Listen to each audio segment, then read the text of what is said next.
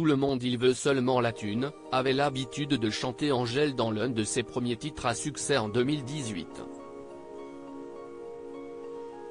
Et bien 5 ans plus tard, il semblerait qu'elle aussi. En effet, comme le relate le média spécialisé dans le luxe Glitz Paris, qui a enquêté sur le contrat d'égérie de la jeune star avec la maison Chanel, le cachet de la chanteuse est conséquent. Et s'y estime même le moins que l'on puisse dire puisque le montant de cette signature officialisée en 2020 est tout simplement faramineux, 4 millions d'euros. Cependant, notons que ni Chanel, ni la manageuse d'Angèle, Sylvie Farr, n'ont souhaité commenter ces informations, est-il précisé dans l'article.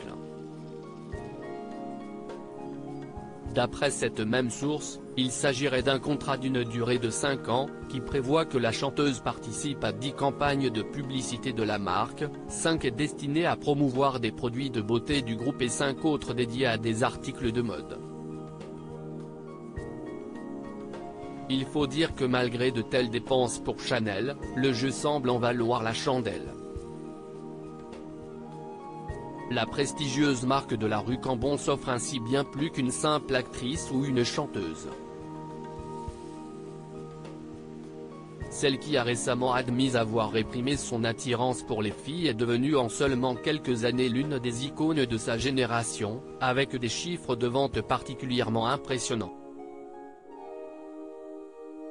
Mais surtout, elle dispose d'une véritable force de frappe sur les réseaux sociaux, en particulier avec Instagram où elle compte 3,6 millions d'abonnés.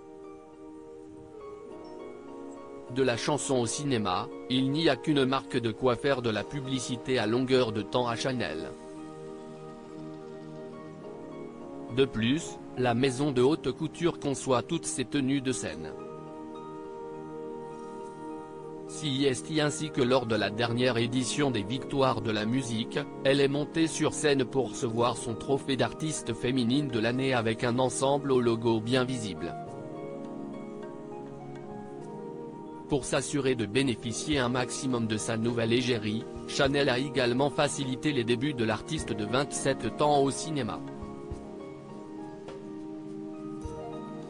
Ainsi, la marque lui a permis de décrocher un rôle dans la comédie musicale Annette de Léos Carax. Un film qui a pour actrice principale Marion Cotillard, autre égérie de Chanel.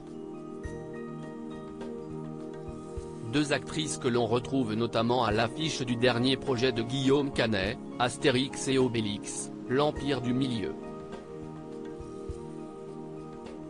Et lors des promotions pour ces deux longs métrages, les deux femmes portaient bien entendu des tenues signées par la marque OWC. Ceci explique cela.